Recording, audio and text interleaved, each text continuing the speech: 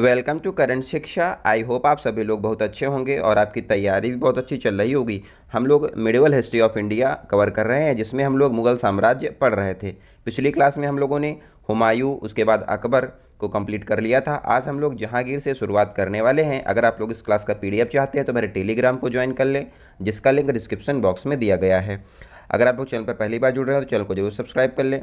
आपको बता दें कि यहाँ पर एंशियंट हिस्ट्री और मॉडर्न हिस्ट्री ऑफ इंडिया उसकी एक अलग प्लेलिस्ट बनी हुई है, अगर वो कंप्लीट हो चुकी है। अगर आप लोग देखना चाहें तो उसको भी देख सकते हैं। आइए शुरुआत करते हैं। पिछली क्लास में हम लोगों ने अकबर तक देखा था। उसके बाद अब इसका पुत्र अकबर का जहांगीर सत्ता में आने वाला है। तो जहांगीर का जो कार्यकाल है ये हुआ था 1506 से 1627 तक।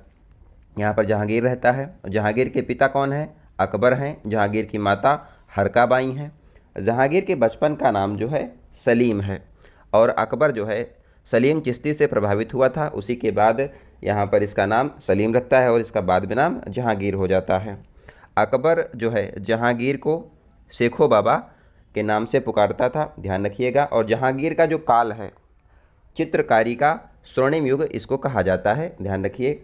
नेक्स्ट है, आगरा दुर्ग में हुसन बुर्ज तथा यमुना नदी के तट के मध्य सोने की जंजीर टांगी गई, जिसे न्याय की जंजीर कहा गया। तो इसको टंगवाने वाला जहांगीर है, ध्यान रखिएगा।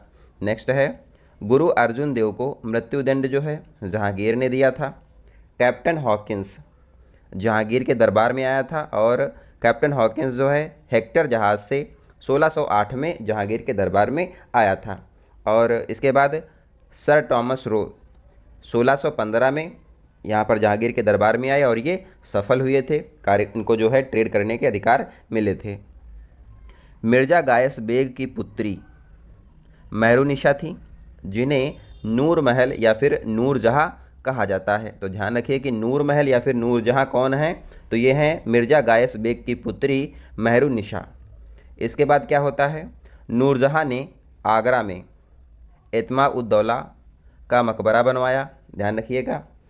किसके लिए बनवाया था एतमादुद्दौला का मकबरा? अपने पिता के सम्मान में बनाया था, जिसमें पित्रादुरा शैली का प्रयोग किया गया। तो पित्रादुरा शैली का प्रयोग जो है नूरजहाँ ने अपने पिता का जो मकबरा बनवाया उसमें किया था, ध्यान रखिए।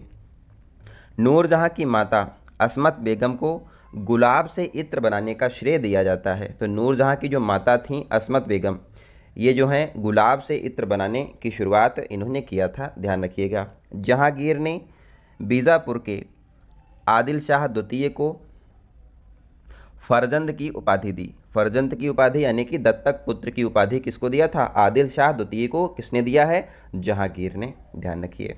नेक्स्ट है, अहमदनगर विजय के बाद जहांगीर ने पुत्र खुर्रम को शाहजहां की उपाधि दी। तो यहाँ पर जो जहांगीर का पुत्र है खुर्रम, उसको शाहजहां की उपाधि अहमदनगर विजय के बाद जहांगीर के द्वारा दी गई थी। जहांगीर का मकबरा जो है रावी नदी के तट पर लाहौर में स्थित है, ध्यान रखिए।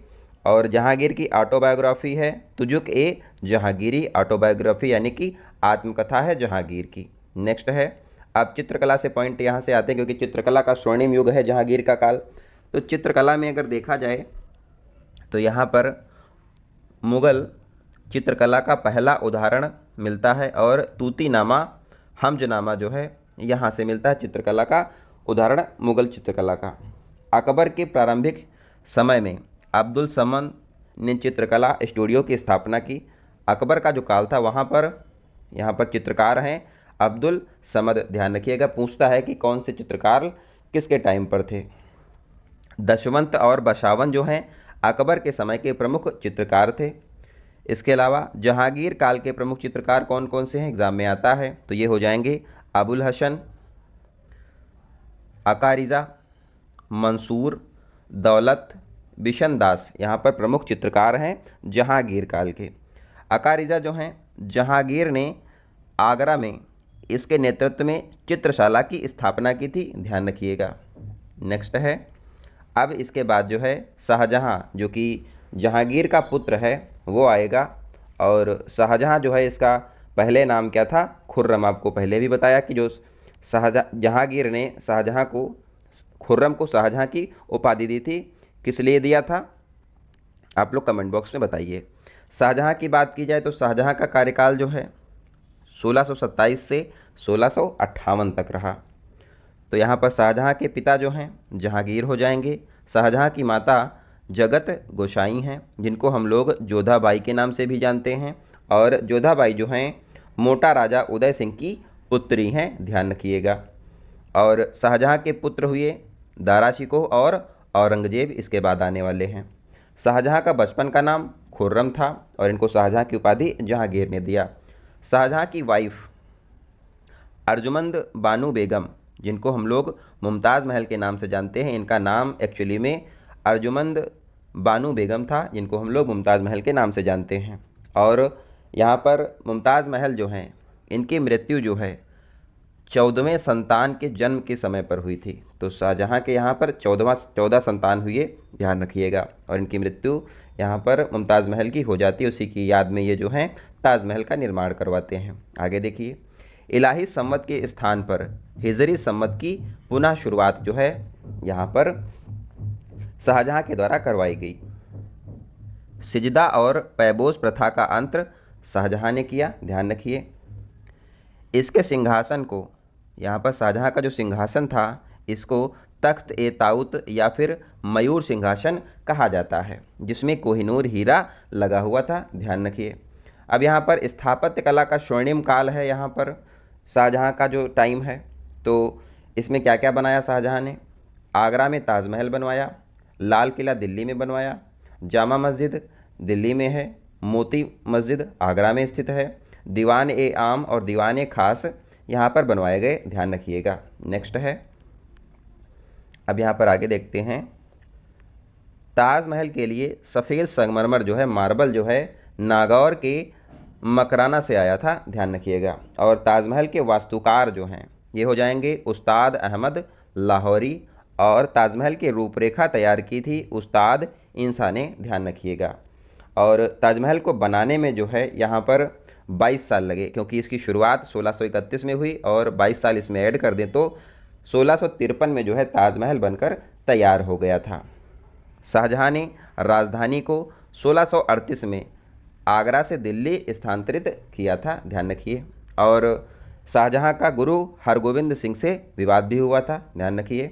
नेक्स्ट है, दारा शिकोह जो है, दारा शिकोह वेद उपनिषद का अध्ययन करता था, तथा यहाँ पर जो दारा शिकोह है पुत्र है शाहजहां का, ये उपनिषद का अध्ययन करता था, उपनिषद का अध्ययन, तथा इन्होंने उपनिषद का फारसी भाषा में अनुवाद सिर्र ए अकबर किया था, ध्यान रखिएगा। इस कारण दारा शिकोह को मिनी अकबर कहा जाता है, ध्यान रखिए। नेक्स्ट है, महाभारत का अकबर के काल में फारसी भाषा में अनुवाद हुआ था और इसका जो फारसी भाषा में अनुवाद हुआ उसका नाम था रज्मनामा और ये किया था फैज़ी और बदायूनी ने, ध्यान रखिए।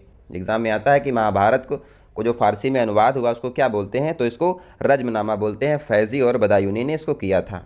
अब औरंगजेब और दारा शिकोह के बीच में युद्ध होता है। यहाँ पर दारा शिकोह और औरंगजेब जो है दोनों भाई हैं सगे, लेकिन इनके बीच में उत्तराधिकार का युद्ध होता है, जिसमें औरंगजेब को जीत मिलती है और बाद में औरंगजेब जो है राजा बनता है। आगे हम लोग देखेंगे, अभी पहले युद्ध देख लेते हैं कौन कौन से इनके बीच में हुए। तो देखिए, औरंगजेब और दारा शिकोह के बीच में उत्तराधिकार के जो युद्ध हुए हैं, पहला है धारमल का युद्ध। धारमल का युद्ध यहाँ पर 1658 में होता है दारा शिकोह और औरंगजेब के बीच में, और इसको जीतता है औरंगजेब। उसके बाद शामूगढ़ का युद्ध जो है 1658 में ही होता है दारा शिकोह और औरंगजेब के बीच में, इसमें भी औरंगजेब विजेता बनता है। और यहाँ पर जो है औरंगजेब ने इसी टाइम पर शाहजहां को 1658 में आगरा के किले में बंद कर दिया था। औरंगजेब ने शाहजहां को आगरा के किले में बंद कर दिया और उसको एक खिड़की दिया था कि तुम जो है ताजमहल को आराम से वहां से बैठ के देखो। देवरई का युद्ध 1659 में होता है दारा शिकोह और औरंगजेब के बीच में, और इसको जीतता है औरंगजेब। और इसी के बाद जो है यहाँ पर औरंगजेब जीत जाता है, उसके बाद औरंगजेब जो है राजा बनता है, ध्यान रखिए।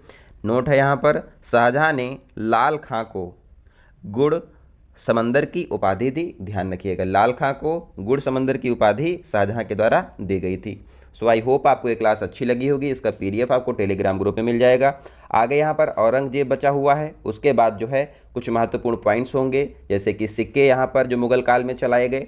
इसके अलावा यहाँ पर जो औरंगजेब के बाद जो राजा हुए उनके बारे में हम लोग थोड़ा सा डिटेल में पढ़ेंगे और हमारा मुगल साम्राज्य जो है ख़त्म हो जाएगा। तो मिलते हैं अगली वीडियो में, तब तक आप लोग अपना ध्यान रखिए।